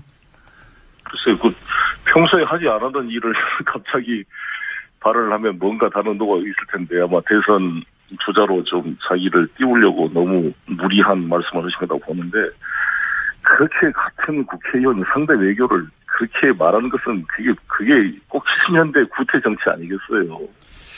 아니 국회의원들의 생각이 다를 수 있지만 역할 분담과 방법의 차이로 서로 존중을 해야지. 다 대한민국 국익을 위해서 뛰지. 그러면 사드를 그러면 자기는 무슨 3개나 더 사와야 된다 그러는데 그거야말로 내국행위 아닙니까? 외국 나라 군대 무기를 우리가 아무도 통제도 하지도 않고 우리 혈세를 들여서 실효성 여부도 검증도 안 된 무기를 사온다는 게 그게 애국행위예요. 근데 지금 그리고 더구나 전시작전권이라는 게 군사 주권의 핵심인데 전시작전권을 돌려주겠다는 미국의 요청도 거부하고 오히려 전시작전권을 돌려받지 않고자 하는 이런 자들이 어떻게 국가의 주권을 이야기할 수가 있습니까? 이제 미국만 편을 들고 균형 잡힌 외교를 못하고 있다 이런 말씀으로 받아들여도 되겠죠. 근데 그렇습니다. 지금 그리고 더구나 저는 유승민 의원이 경제를 아신다는 분이 지금 한중 관계가 우리나라 25%의 무역을 차지하고 있는 한중 관계를 이렇게 악화시키면서 대한민국 경제를 어떻게 하려고 그래요. 지금 LG 삼성 같은 경우는 배터리 보조금 이거 못 받으면 저 수천억을 투자해 놓은 거 전부 철수해야 될 판인데. 근데 유승민 의원에 대해서는 그 사드를 강조하는 것을 정치적인 어떤 이유다라고 말씀을 하셨는데 유승민 의원이 다른 부분은 모르겠는데 또 국방위원회 활동을 오래 하셨고 사드에는 가장 적극적으로 나서는 분 아니겠습니까? 그게 정치적인 이유만으로 봐야 할지 아니면 실제로 어떤 국방에 대한 소신이나 이런 부분들이 또 송 의원님이 생각하시는 것과는 좀 달리 뭔가 좀 나름의 그쪽에서는 더 전문가시기 때문에 이렇게까지 강조를 하시는 건 아닌지 어떻게 보세요? 그 소신 부분은 제가 존중하는데 그거를 저 소신을 가지고 뭐라는 게 아니라 저의 방중 행위를 매국 행위로 말하는 것 자체가 이상한 말이다 이거죠. 예. 그렇지 않습니까? 자기 소신이 중요하면 남의 소신도 존중을 해야죠. 그런 말도 안 돼. 자기가 사드 배치만 애국이고 반대한 매국이라는 이런 말도 안 되는 논리를 그게 올바른 정치인의 자세입니까? 소신이라는 얘기를 왜 나오냐면 이게 민주당 당론하고도 관계가 있는 것 같아요. 그러니까 민주당에서는 여권에서는 왜 민주당 차원에서는 사드에 대해서 공식적으로 입장을 정리를 안 하냐. 지금 문자로도 사실 김택형님이 보내주셨는데 민주당 당론이 사드 반대냐. 미국과의 관계에 대해서는 어떻게 생각하느냐. 이런 부분들에 대해서 좀 의문을 가질 수밖에 없는 상황이잖아요. 정리를 안 해주시니까. 제가 당대표 후보 나올 때 강력하게 저는 정리를 잘 했습니다만, 지금 당이 여러 가지로 이 문제에 대해서, 좀 미루고 있는 모습에 대해서 저도 안타깝게 생각하고 있습니다. 그러나 현재 우리 당 입장은 현재 이 황교안 체제에서 결정해서는 안 되고 차기 정부로 미뤄야 된다 이런 입장을 가지고 있는 것으로 알고 있습니다. 예. 혹시 차기 정부로 미뤄야 된다라는 입장과 관련해서도 혹시 양 부장을 만나신 자리에서 차기 정부에서는 어떻게 될 것이라는 그런 말씀도 좀 하신 적 있으세요? 아니, 그런 적은 하지 않고 충분한 시간을 가지고 이 문제의 솔루션을 찾아보자 이런 입장이었고요. 예. 저는 개인적으로 이거는 국회에서 처리해야 한다고 봅니다. 차기 정부도 이거 처리하기가 쉽지 않습니다. 국회에서의 국회의 비준 동의사항으로 국회에서 절충안을 만들어낼 수 있다. 저는 이렇게 생각합니다. 예. 알겠습니다. 의원님 오늘 말씀 여기까지 듣겠습니다. 고맙습니다. 네, 감사합니다. 예. 지금까지 더불어민주당 송영길 의원이었습니다. 오늘은 세월호 참사 발생한 지 꼭 1000일이 되는 날입니다. 그날의 아픔을 누구보다도 생생하게 기억하고 있는 사람들, 바로 단원고 생존 학생들이겠죠. 이제는 대학생이 된 우리 아이들이 그동안 가슴에 품어온 말은 뭔지 단원고 2학년 3반 출신 김도현 학생과 얘기 나눠보겠습니다. 김도현 학생 나와 계세요? 네, 안녕하세요. 예. 사실 많은 국민들이 그렇지만 저도 이 사건을 떠올리면 울컥하고 이게 어떻게 보면은 꺼내서 얘기하기 굉장히 어려운 그런 기억일 텐데 이렇게 물어봐 드려서 미안하고 고맙습니다. 예, 나와주셔서. 예. 쉽지 않을 텐데 세월호 사고가 발생했을 때 우리 도현 학생은 어디 있었어요? 저는 많은 친구들이 머물던 객실에 있지 않았고, 예. 당시 3층 로비에 있었어요. 아. 식당 앞에 있는 소파에 앉아있다가 배가 기울고 나서는 식당과 안내데스크 사이에서 구조를 기다리고 있었어요. 그곳이 그럼 객실보다는 조금 위쪽에 배에 있었던 건가요? 객실은 4층이었고 저희는 3층이었는데 사실상 1, 2층은 화물칸들이 많아서 저희가 사용하는 1층과 같은 공간이었고 배가 기울고 나서는 기운 아래쪽으로 제가 쓸려 내려가서 당시에 객실에 있었던 친구들보다는 탈출이 용이했던 공간이었던 것 같아요. 아, 구조적으로 조금 빠져나기 쉬운 것이었다라는 거죠. 그럼 어떻게 네. 지금 많은 학생들이 그때 당시에 이제 있으면서 네. 뭐 탈출 지시도 없었고 그들은 머물러 있어라라는 얘기를 들었다고 하지 않습니까? 네네. 근데 우리 학생은 어떻게 나올 수 있었어요? 아까 말한 것처럼 제가 배가 기울어서 아래쪽으로 기울어 있는 쪽에 제가 머물러 있었어서 아, 그 네, 좀 제가 있던 쪽이 갑판 쪽이었거든요. 아, 물과 좀 가까운 쪽이었군요, 바다와. 네, 그냥 다리를 뻗으면 바로 물에 닿을 수 있는 거리였어서 갑판 쪽에서 버티고 있다가 제가 있던 갑판 쪽으로 물이 처음 들어왔어요. 예. 그래서 물이 차는 거를 직접 목격을 했고 가만히 있으면 안 될 것 같아서 그때 직접 물로 뛰어내리기 시작을 했던 것 같아요. 물이 보일 정도가 돼서 그래도 다행히 이제 도현 학생은 직접 그런 결정을 한 건데 네, 지난 주말 촛불 집회 다른 친구들이 좀 나왔잖아요. 네, 그때 그 친구들이 우리는 구조된 게 아니다 탈출한 거다 이런 말을 했습니다. 네. 혹시 그 친구들이 구조가 아니라 탈출이라고 얘기한 이유가 그러면 도현 학생과 같은 그런 맥락이었겠죠? 네, 실제로 해경의 도움으로 배에서 빠져나온 친구들이 거의 없었던 것 같아요. 저만 하더라도 배에서 제가 두 발로 뛰어내렸고 바다 한가운데에서 해경 보트까지 직접 수영을 해서 갔거든요. 예. 그러다 보니까 친구들 모두가 직접 탈출을 했다는 표현이 적합하지 구조를 했다는 표현을 사용하기에는 적절한 상황은 아니었던 것 같아요.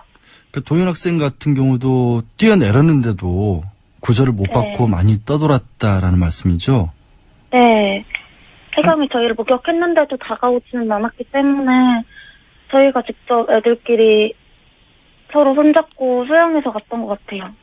아니 배 안에 들어가지 않은 정도가 아니라 바다에 학생들이 떠 있었는데도 다가오지조차 않았다라는 말씀이세요? 네. 저희가 불렀고 저희를 쳐다보지 않은 것도 아니었거든요. 그러니까 눈앞에서 학생들이 떠돌고 있는데 보고 있으면서도 그냥 있었다는 거였죠, 가만히. 네, 당시에 배 저희 말고 다른 생존하신 분들, 일반인 분들을 태우고 해경 1, 2, 3정으로 옮겨가고 있던 중이었던 거는 맞지만 그래도 애들이 직접 두 발로 뛰어내렸음에도 다른 해경 분들한테 도움을 요청한다든지 다가와준다든지 하는 조언은 하나도 없었던 것 같아요. 참 말씀을 들을 때마다 참 화가 나고 안타깝고 그런데요. 사고 이후에 이제 지금까지 힘들었던 시간들, 가장 힘들었던 시간은 언제, 어떤 시간들이 가장 힘들었습니까?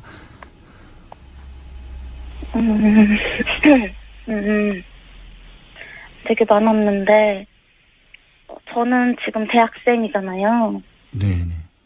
근데 친구들은 고등학생 2학년이잖아요.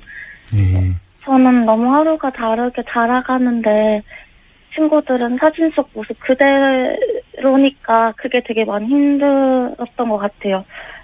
또 매일을 거의 막 먹자, 어디 가자, 뭐 하자 하는 약속들이 너무 많았는데 한 개도 지키지 못했으니까 함께했던 이제 좀 생활 패턴조차도 되게 많이 달라지면서 이제는 새로 만나는 제 주변 사람들한테 내 친구를 어떻게 어디서부터 소개해야 될지 겁이 날 때 그럴 때 되게 많이 힘들었던 것 같아요. 교복을 입은 그 모습 그대로 머물러 있는 친구들의 모습이 안타깝다. 그 친구들의 모습도 자주 보시나 봐요? 아마 대부분의 친구들이 그렇지 않을까요? 자기 전에 사진 한번 보고 자기 전에 동영상 한번 보고 그때 관련된 것들을 많이 생각하다가 자기 마련이니까 애들 사진을 거의 매일 보는데 매일 잠을 드실 때도 그러면 그렇게 이제 지난 친구들의 모습을 그렇게 보면서 지금도 잠이 드세요? 네. 이제 오늘이 사고가 나고 벌써 1000일이 흘렀습니다. 그러니까 1000일이란 시간이 흐른 것 같으세요? 1000일 맞는 기분이 어떠세요? 이렇게 여쭤봐도 되는지 모르겠지만. 예. 보통 막 1000일이라고 하면은 굉장히 큰 시간이라고 느껴지잖아요. 네. 근데 그 1000일이 이렇게도 허무하고 또 빨리 지나갈 수 있구나 정도인 것 같아요. 저는 아직 제가 왜 죽을 뻔했는지, 내 친구들과 선생님은 왜 죽어야만 했는지에 대한 이유도 모른 채 1000일이 그렇게 너무 빨리 흘러버렸으니까. 지금도 그러면 이제 2014년 4월 16일이 바로 어제같이 그렇게 느껴지신다는 그런 말씀이시죠? 그쵸. 저희한테는 아직 너무 생생한 기억이니까요. 지금 그러면 아직도 뭐 왜 어른들이 아직도 그 모습을, 그 이유를 밝혀지지 못한 게 사실 지금 도현 양이 말씀하신 것처럼 어제처럼 지금도 1000일이라고 하는 게 허무하게 시간이 흘러간 그런 이유겠네요. 아직도 속이 답답하신 거잖아요. 지금 모르니까. 저 아직 많은 SNS에서도 제가 알고 있는 사실과 다른 많은 허위 사실들이나 각종 추정글이 많이 올라오잖아요. 네. 근데 저희는 행준학생이라는 이유만으로 가볍게 글을 남길 수 있는 상황이 아니니까 답답하고, 내가 직접 본 그 상황들은 언제 제대로 알려질지 그냥 기다리는 시간만 1000일이었으니까. 그래도 이제 어떤 뭐 언론이나 또 주변에서 또 세월호 진상규명을 위해서 애쓰시는 분들도 많이 있었는데, 그래도 아직도 도현 학생이 보기에는 제대로 된 어떤 얘기들이 안 나왔다라고 그렇게 보시는 거예요? 이제 시작하는 것 같아요. 이제 시작하는 것 같다. 단상에 올라갔던 친구들도 시민분들 덕분에, 많은 분들 덕분에 다시 한번 진상규명을 할 수 있는 기회를 얻어서 정말 감사하게 생각한다는 말을 했던 것 같은데. 네네.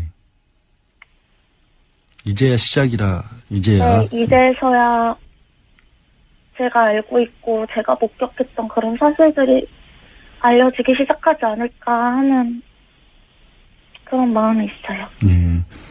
이제 조금 기대가 되실 것 같긴 한데, 광화문 촛불 집회 혹시 가보신 적 있으세요?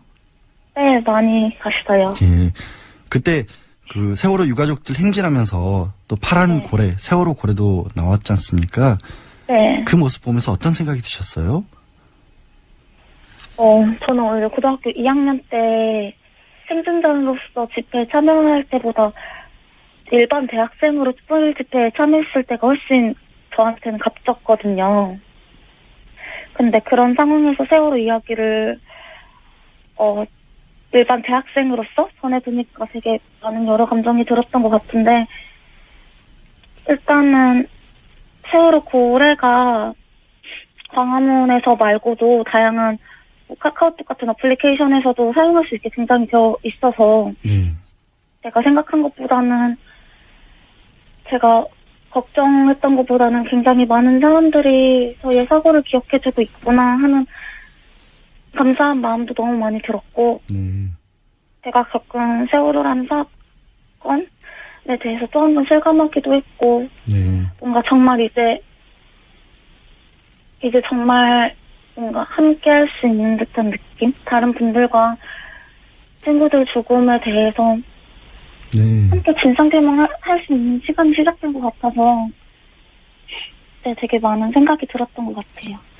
잊지 않고 기억하고 꼭 밝혀야겠죠. 우리 도현 학생 전공이 미디어 쪽을 하신다고 들었어요.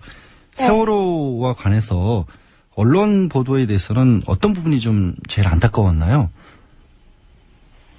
처음에 구조가 되고 저는 어선으로 옮겨 탔는데, 그때 두 눈으로 실시간으로 배가 점점 가라앉는 걸 계속 지켜보고 있잖아요. 네네. 근데 떡하니 네이버 혹은 다양한 기사에는 전원구조라고 뜨더라고요. 아직도 그런 제가 부분이, 예. 소방 탈출자였거든요. 아, 제 주변에는 20년가량밖에 없는데 전원구조라고 뜨고 눈앞에 배는 가라앉고 있으니까 그게 되게 좀 절망스러웠다 해야 되나? 네. 그때 당시에 났던 수많은 오보들은 당시 저희한테 되게 희망고문 같은 거였거든요. 아, 추가 생존자가 발견되었다. 뭐 그런 것들 혹은 또 되게 저희가 겪은 사고에 대해서 되게 가볍게 포장하는 듯한 보도 역시 굉장히 많았잖아요. 네. 그래서 그런 보도는 당시 언론인을 꿈꾸는 저한테는 되게 많이 절망스러웠던 부분이었던 것 같아요. 예. 마지막으로 오늘 들어주시고 계신 청취자분들 혹은 나머지 다른 국민들에게 꼭 한마디 정도 짧게 해주고 싶으신 말이 있으세요? 우선 3일 동안 저희 응원해주시고 또 저희와 함께 행동해주셔서 정말 감사하다는 말씀을 꼭 드리고 싶어요. 진짜 많은 분들이 태어나기 힘들 정도로 관심과 배려 또 사랑을 많이 보내주셨거든요. 하지만 세월호에는 아직 실종자들이 있고 너무나도 많은 사람들이 이유도 모른 채 죽어간 사건이 2014년 4월 16일 날 일어났다는 그 자체는 잊지 않아주셨으면 좋겠고 그러면 정말 또 감사할 것 같아요. 그렇게 큰 아픔을 겪으셨는데도 감사하다는 말로 마무리를 해주셨네요. 예, 제가 너무 부끄럽고 감사드립니다. 네, 말씀 고맙습니다. 네, 감사합니다. 네, 지금까지 세월호 참사 생존 학생 김도연 씨였습니다. 뉴스공장 불만 접수 AS 시간입니다. 청취자분들 문자가 아주 많이 들어와 있는데요. 아이디 대머리 총각님, 김호중 공장장은 또 재판이 있나요? 모르겠습니다. 저한테 의뢰는 안 했습니다. 1441님, 혹시 이것들이 공장장을 억해했나 하면서 깜짝 놀랐습니다. 공장장 정말 휴가 가신 것 맞죠? 아니요, 제가 탄핵해서 강제 추방해버렸습니다. 돌아올지는 여러분들이 결정해 주십시오. 오늘 첫 진행이라 조금 많이 떨렸는데 뉴스공장 식구들이 예쁘게 봐주신 덕에 무사히 진행하고 있는데요. 7211님, 4대 천왕님 이제 진행까지 맡으셨군요. 몇 번 해명을 드렸죠? 전 4대 천왕 아닙니다. 7576님, 오프닝 변론하실 때 변호사풍으로 잘 하시네요. 공장장 몰아내고 메인으로 들어오세요. 권한대항이지 그런 욕심은 사실 없습니다. 3752님, 양재열 변호사님이 주말에 뉴스 공장을 돌리면 어떨까요? 주말 공장장으로 임명합니다. 영광입니다. 근데 왜 김어준 공장장은 주말엔 왜 쉬죠? 청취자분들 계속 만나서 되는데. 0123님, 김어준 공장장님의 질문이 항상 예리해서 놀라웠는데 양변님도 잘하시네요. 제 결론은 작가님들이 준비를 많이 하시는 듯. 늘 그렇듯 보이지 않는 곳에 계신 분들이 훨씬 더 많은 일을 해주시죠. 감사드립니다. 마지막 김도연 학생의 그 인터뷰를 보고 문자들을 많이 보내주셨어요. 저도 사실 진행하기가 어려울 정도였는데요. 이렇게 소개해드리겠습니다. 씩씩하게 친구들 목까지 잘 지나야 돼. 반드시 진실을 밝혀야지. 또 눈물 나고 아이들 생각나서 방송 못 듣겠네 라고 보내주신 분 있고요. 저는 지금도 학생들 생각만 해도 눈물이 나는데 뻔뻔한 대통령과 그 수하들은 지금도 자기네들은 따뜻한 밥 먹고 살고 있는 게 두렵지 않소. 두려워해야 합니다. 우리와의 동갑인데 애띤 목소리가 너무 가슴 미어져요. 목소리가 너무 고와서 저도 더 슬펐습니다. 네, 고맙습니다. 글로벌은 글로벌 시간입니다. 해외 외신들을 살펴보면서 국제 소식도 알아보는 시간인데요. 오늘도 사단법인 인문결 연구소 소장이시죠. 르몽드 디플로마티크 편집위원이신 임상훈 위원님 나오셨습니다. 안녕하세요. 네, 안녕하십니까. 예. 르몽드 디플로마티크라는 그런 뭐 어떤 잡지 같은 건가요? 네, 맞습니다. 월간지죠. 예. 근데 이제 그 원래 프랑스에서 나온 월간지인데 예, 그 이름에서도 이제 디플로마티크 하니까는 이제 국제 문제 전문지 이제 냄새가 나죠. 네, 예. 뭐 굉장히 수준 있는 뭐 제 입으로 하는 건 아니고 그렇게 이제 세계적으로도 굉장히 그 여론을 주도하는 그런 정평이 나 있는 언론이죠. 예. 듣기만 해도 굉장히 어려울 것 같은데 많이 배우긴 할 것 같습니다. 예, 그러니까 한 가지 단점이라고 한다면은 조금 그냥 쉽게 술술 읽힐 수 있는 그런 건 아니고 좀 공부하듯이 읽을 수 있는 그래서 이제 굉장히 그 여러 가지 의미로 아마 특히 학생들 같은 경우 읽으면은 좋으실 만한 그런 건데 제가 과거에 편집장을 할 때는 그래서 가독성을 좀 높여보려고 많이 이제 그쪽 방에 노력을 했습니다만은 어쨌든 간에 굉장히 어떤 뭐 좀 수준이라 그럴까 있기 때문에 그 가독성을 이제 생각을 한다 하더라도 한계는 있더라고요. 그러니까 좀 집중해서 읽으면 좀 좋을 만한 그런 언론입니다. 저도 한번 도전해 보겠습니다. 네. 오늘은 아무래도 정유라 씨 체포 얘기를 좀 해야 할 것 같습니다. 네.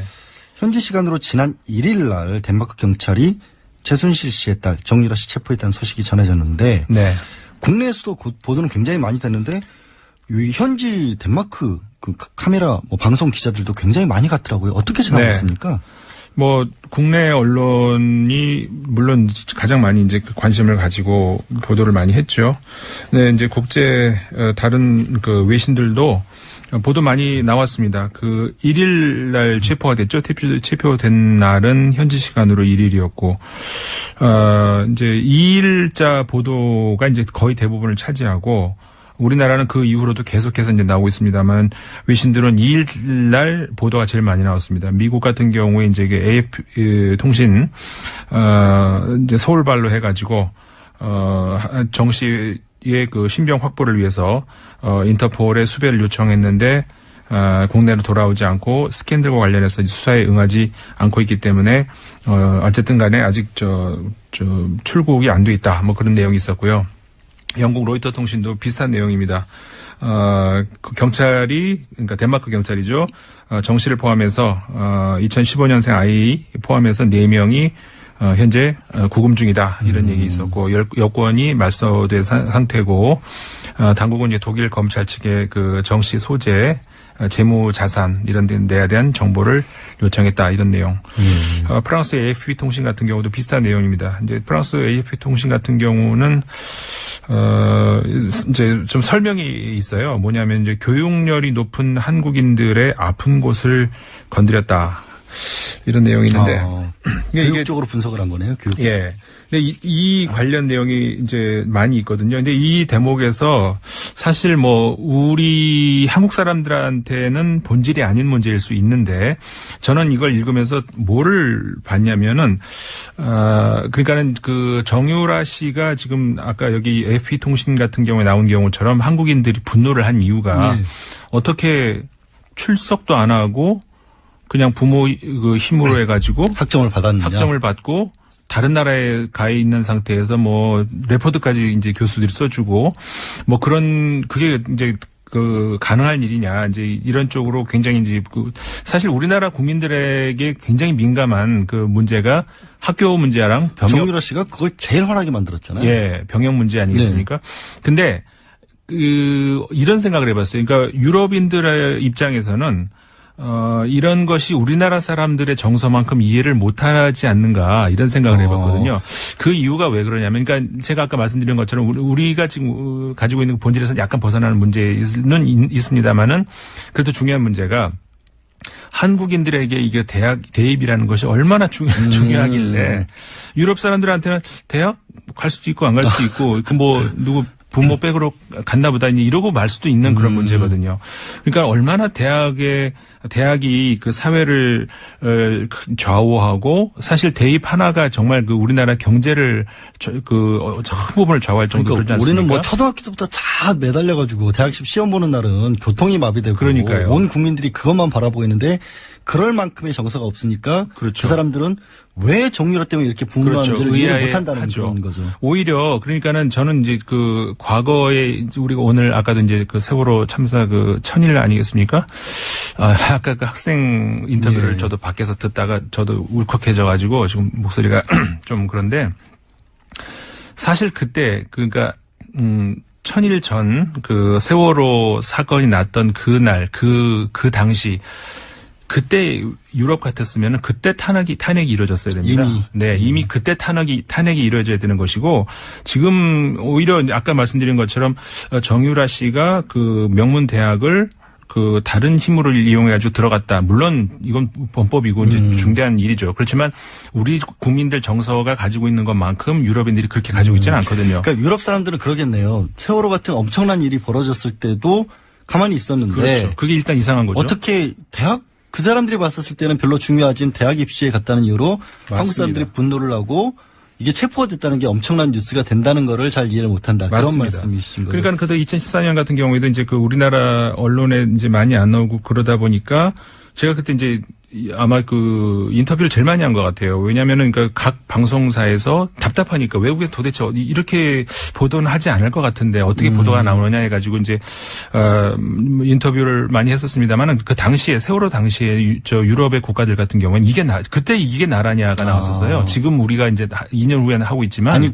그때 이게 나라라는 표현을 그 나라에서 썼단 말이에요. 우리나라를 가리켜서. 정확한 그 표현은 아니지만 이게 그 대통령이 그 300몇 명의 학생이 그렇게 그 국가의 실수로 해가지고 아니면은 뭐 어쨌든 간에 국가의 잘못으로 인해 가지고 그런 일을 당했는데 이게 그대로 정권이 유지가 된다? 이거는 유럽에서는 상상할 수가 없다는 이건 전복이 돼도 벌써 전복이 됐었어야 한다는 그런 그 사설이라든가 독일 언론들 이런 게 나왔거든요. 근데 덴마크에서 이게 체포가 됐는데 덴마크 분들이 굉장히 놀랐을 것 같아요. 그렇죠. 외신으로만 접하다가 갑자기 이게 왜 우리나라에서 이런 일이 벌어지지라고 하는데 덴마크에서는 어떤 반응이었어요? 덴마크 국민들은? 덴마크 국민들 같은 경우에 이제 그 사실 인구가 우리나라보다 한 500만 정도 적잖아요. 그 전체 인구도 적고 특히 그 체포된 그 도시 같은 경우에는 올브르그 같은 경우 12만 정도로 알려져 있는데 10만 조금 넘습니다. 10몇만 되는데 그 올버그 같은 경우에는 정말 그 한국인들이 뭐 몇십 명 산다고 하던가요? 뭐 몇 명 안 되는데 상상을 못했던 그런 일이죠. 그래가지고 굉장히 뭐 무슨 일인가 하는 어떤 그런 그 반응들이 많이 나와요. 이게 뭐 어떤 일인지 현재 벌어지고 있는 일을 잘 알고 있지 않은 사람들 같은 경우에는 좀 이해를 하고 갑자기 우리나라 기자들이 들이닥치니까 이해를 못해야죠. 그럼 덴마크 신문이나 뉴스에서 헤드라인을 어떻게 뽑았어요? 덴마크 신문 같은 경우도 비슷하게 나옵니다. 그 가장 많이 사용한 사진이 그 정유라 씨가 이렇게 금메달 이빨로 이렇게 깨물고 있는 거 있죠. 그 사진을 가장 많이 쓰더라고요. 덴마크 언론 같은 경우에 이제 그런 거로 해가지고 이제 금메달 리스트, 그 다음에 이제 그 부모의 어떤 그 비정상적인 그런 힘으로 해가지고 대학에 입학하고 그런 것으로 인해 가지고 이제 그 한국의 라스푸틴의 딸. 라스푸틴이라는 게 그 무당처럼 조종을 했던. 그렇죠. 최순실의 무당이라는 그런 식의 비유를 이제 덴마크에서 든 건데. 그러니까 근데 그것도 사실은 우리가 뭐 외국에도 있구나 이렇게 말 문제가 아니에요. 사실 잘 아시는 분 아시겠지만 라스푸틴이 누굽니까?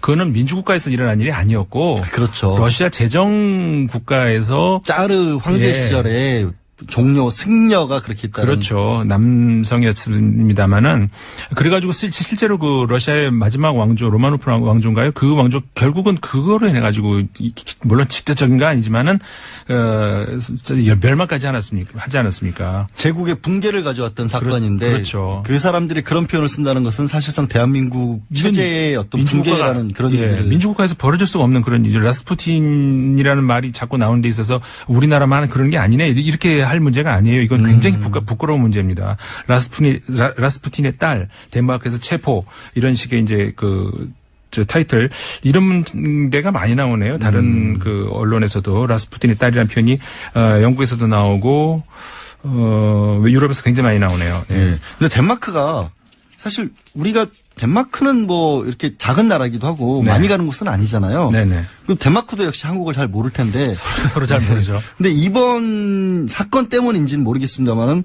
덴마크 방송에서 김치에 대해서 긴 시간을 뭐 쪼개서 방송을 했다 이런 얘기가 있는데 케이블 방송인데 그 케이블 방송이긴 합니다만은 그 황금 시간대예요. 토요일 저녁 사람들이 가장 많이 그 뉴스를 그러니까 방송을 볼 만한 그 시간대에 한 20여 분간이었던 것 같은데 우리나라 김치를 소개하는 실제로 우리나라 와가지고 실제로 이제 그 소개한 그분 같은 경우에 우리나라에 대해서 잘 아는 분 같아요. 그래서 이제 실제 한국 요리도 할 줄 알고 김치 만드는 법도 하고 굉장히 많은 시간을 할애해가지고 이제 소개를 했는데 물론 그게 이 정유라 씨의 어떤 그 일과 직접적 관계가 있는지 그거는 뭐 알 수가 없습니다만은 우연인지 모르겠습니다만 그 갑자기 그 한국에 대해서 이제 그 나라에서 굉장히 그 관심을 가지는 그런 계기가 또 됐죠. 그게 토요일 저녁 되면 우리 같으면 뭐 예능 프로 그렇죠. 그런 것들이 나올 시간대에 주요 편성을 했었다는 거고 김치로 요리 같은 것도 만드는 거 했다. 네, 맞습니다. 갑자기 좀 씁쓸해지는 게 네. 이게 한류 문화재단 이런 사업들 하면서 김치를 내세웠던 게 또 최순실의 어떤 그러네요. 작품인데 네.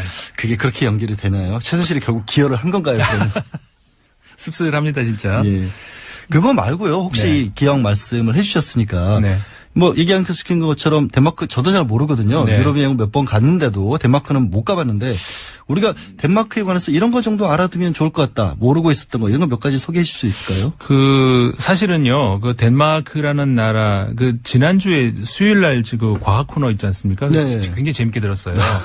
그래서 이제 그런 것 좀 덴마크에 또 없을까 이렇게 봤는데 사실 그때 이제 그 말씀 나온 게 그런 거 아니겠습니까? 그 양자역학 얘기를 하면서 상식의 붕괴.